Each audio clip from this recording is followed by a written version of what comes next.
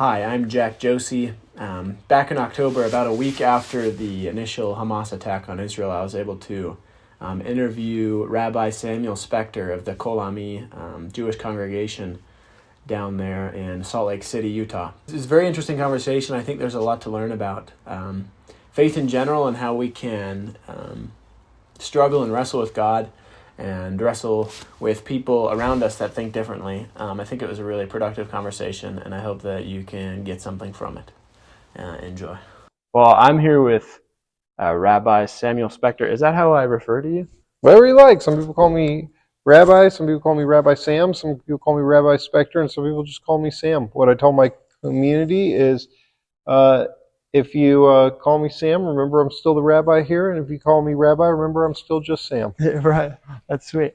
I'm here talking to you. We're just going to talk about like faith, what kind of like in the Jewish faith you guys believe, specifically about God and like God's purpose for us here. Yeah. But first off, I want to like get into your faith journey. So let me also preface this whole thing by saying where we differ from a lot of faiths, such as the Church of Jesus Christ Latter-day Saints, is the Church of Jesus Christ Latter-day Saints has a prophet who speaks on behalf of the church and gives positions for the church. Right.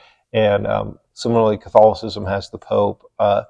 For us, everything I say is just my opinion, Right. and we are fairly disorganized, and we don't have a hierarchy. And what any rabbi says is just their interpretation, their opinion. Okay. And Israel literally means the God wrestlers, because we're supposed to argue with each other, we're supposed to struggle, and we're supposed to wrestle with faith together. Interesting. So it's a very individual. Yeah, I mean, I think there's things that are like the principles of Judaism, and there are Jewish interpretations, but how I connect with there's 15 million Jews in the world and 15 million ways to be Jewish. So, so with me and my specific faith journey, I grew up in a fairly secular house in Seattle that was affiliated. We went to a Reform synagogue, and I started going to synagogue when I was about 5 years old,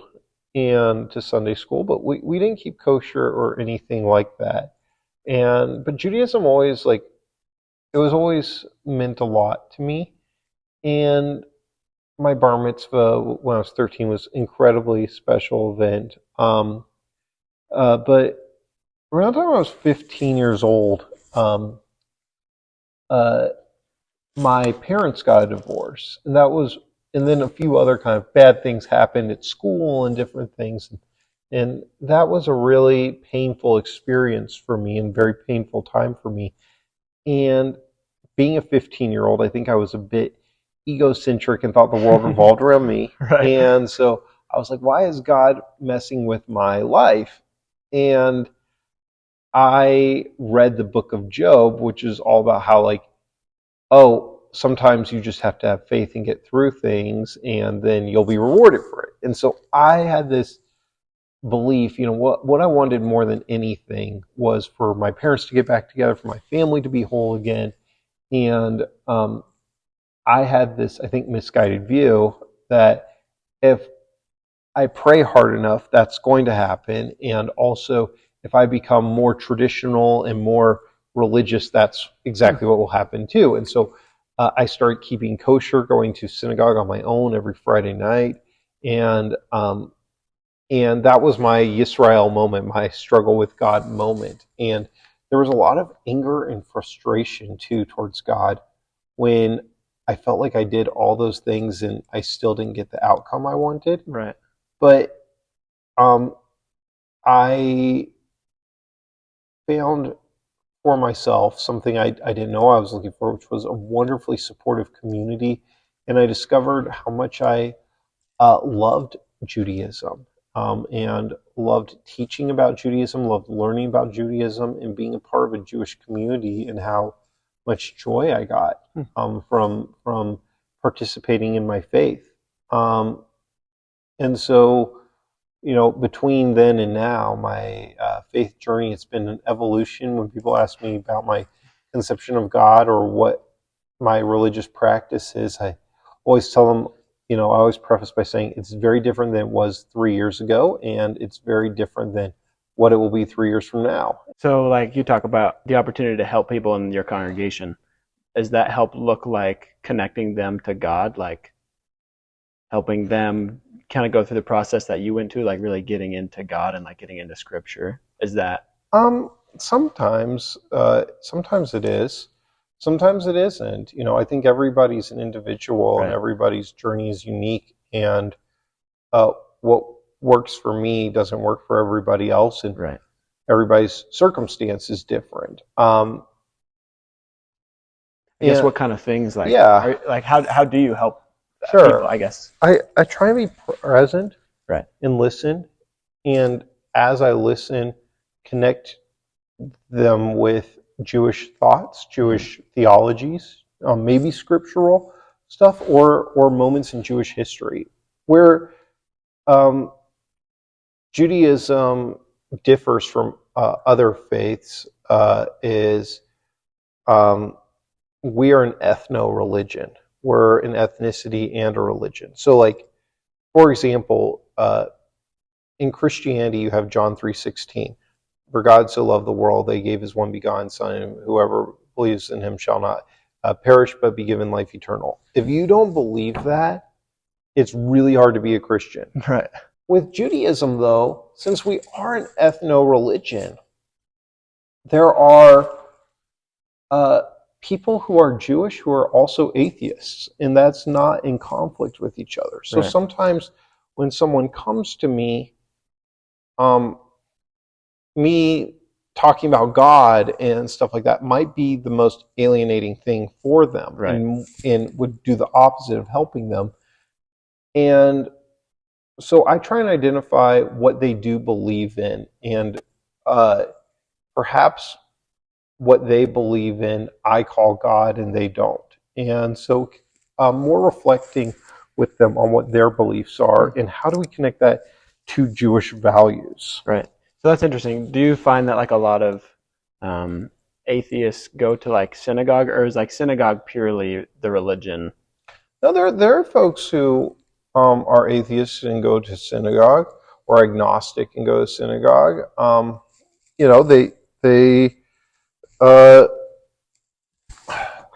They and I think every single person here has a different concept of what God is and what God is to them, and the role God plays in their life or doesn't play in their life. But there are people who still come here because they, again, even if they don't take the Torah literally, they believe in the values of it. Right. They appreciate Jewish culture and the holidays, and they want there to be a place too where their children or other people's children can learn about our heritage. And for a lot of these folks, their family has been Jewish for thousands of years, and they deeply, deeply connect with that, even if the concept of God doesn't exactly resonate with them. So it really is it is a people, and it is a community. It is. We're a people, we're a community, and we also do have a faith. Right. We do have religious laws. We do have theologies. We do have belief in God as we teach as a religion, even if every person doesn't subscribe to that. So yeah, it's complicated. What I often say is, I think you can be. Let's say you're in a plane crash and you end up on a deserted island all by yourself, and you are just living for years on that island by yourself. You can, I think, be a wonderful, devout Christian on an island by yourself, because what Christianity is creedal. If I'm on a deserted island by myself, but I believe with all my heart that Jesus is my Lord and Savior and the Son of God, that then I am doing Christianity, even on that island by myself. Judaism is less creedal. It is more communal and more based on acts and deeds, rather than creed. Because, like I said, you don't have to believe a certain thing to be Jewish. And So I think it's much, much more difficult to be Jewish on a deserted island by yourself, right, without a community. Yeah, that's a good way to explain that. That's interesting. So getting more into like, I don't know if I can even call it theology if it's very like individual based, but like I think Latter-day Saints often, maybe this is the right way to put it, humanize God, like very human. Like we would say he has a body like us, and we would say that like people talk about having a relationship with God, like they talk to God and like in a way he talks back to them. Yeah. Would you, I guess in the overarching and personally, in the Jewish theology, would that be an alien idea, or is that something that like can resonate with? Who is God, I guess, is really the big question there. It's a bit more alien, I'd say. We don't anthropomorphize God. We don't have any depictions of God. You'll see here in our prayer space, we have no depictions of people. Right. And the idea of again, having God in a human form is not something that's part of our theology. Now, with that said, with my Introduction to Judaism students, we go over a list of 49 different terms of God that are found in the Bible and in prayers and liturgy for God. And the way I kind of think about it is, when I'm here at the synagogue, people call me rabbi. My wife calls me sweetheart. There are days she's not so happy with me, or she might call me something else, but other days she calls me sweetheart. My daughters call me Abba, which means dad in Hebrew. My parents call me son. And when I played baseball, my teammates called me Sammy, and my friends call me Sam, and when I go to the bank, they call me Mr. Spector. Those are all referring to the same person. I'm that same person, but people relate to me in different ways. And they call me different titles based off of the way they're connecting to me and relating to me. Right, that makes sense. So what I do in this exercise with these students is we take that list of 49 names, and I have them pick the 3 names that resonate with them the most, and the 3 names that resonate with them the least.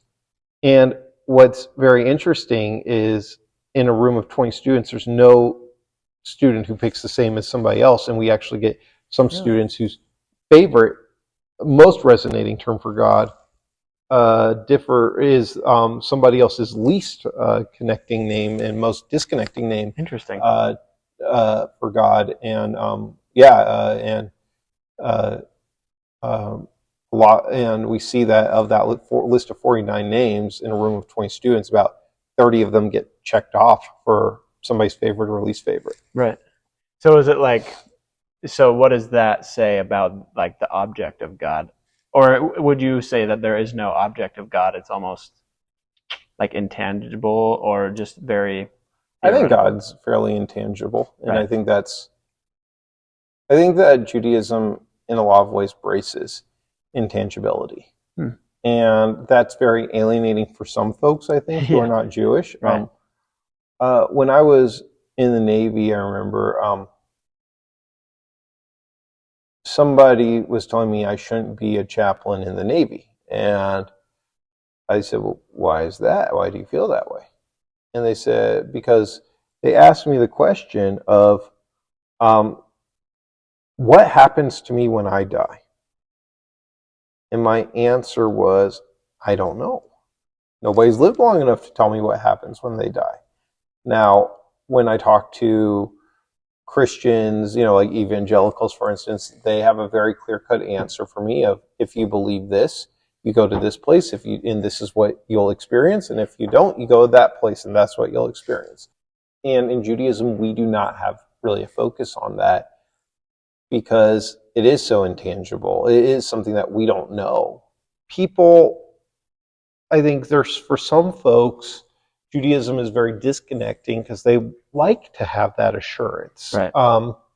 And for other people, I've heard that Judaism very much resonates with them because they say, I don't want to hear about heaven and stuff like that how does this person who's talking about it know for sure? Mm-hmm. And I appreciate that in Judaism, my rabbi will tell me, I don't really know. And before our camera turned on, we were talking about, does it really matter how many likes you get on a YouTube video or something? Is that what the point is, or is it about creating something meaningful? Right.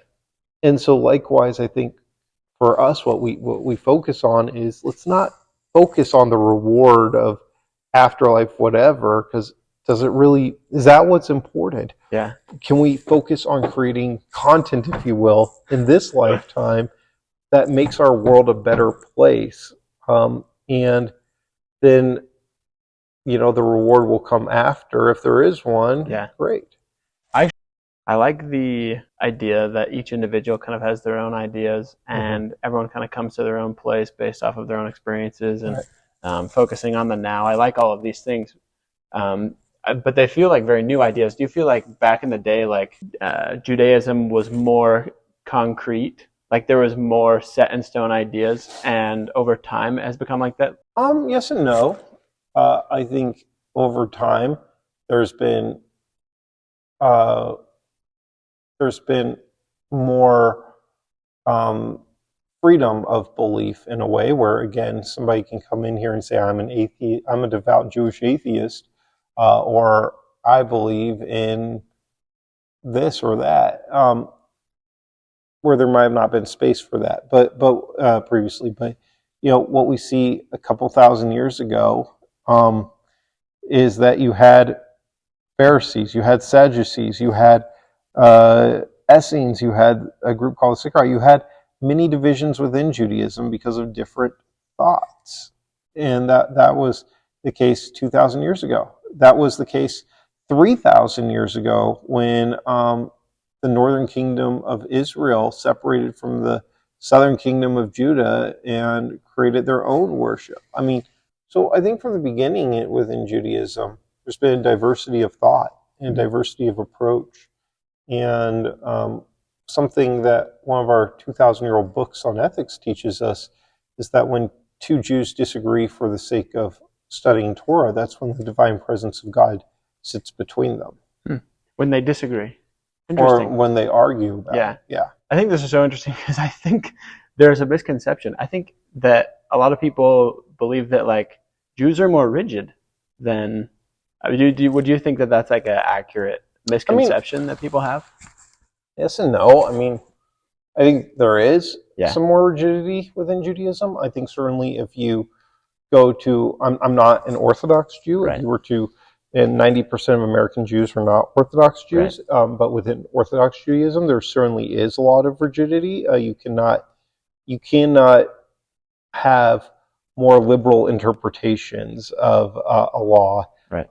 Like Reform and Conservative Judaism do. Or in the case of Reform Judaism can just flat out say, this law no longer resonates with us, we're not going to do it. Right. Conservative Judaism will look for a more liberal interpretation of that law. So I think that though there are certain things, though, where Judaism, I think there needs to be a balance. I think that if you have no rigidity whatsoever, then it becomes chaos. It becomes a free-for-all. And then, if I want to do my Sabbath on Tuesday instead of Saturday, if I want to say, well, pork is okay, or whatever, and anything goes, then you don't stand for anything, you don't have a religion. And at the same time, I think that if you're too rigid, this is why 90% of American Jews, myself included, are not Orthodox, is that lifestyle is not as compatible with modernity in America. And so, you can make it work, but it's hard. The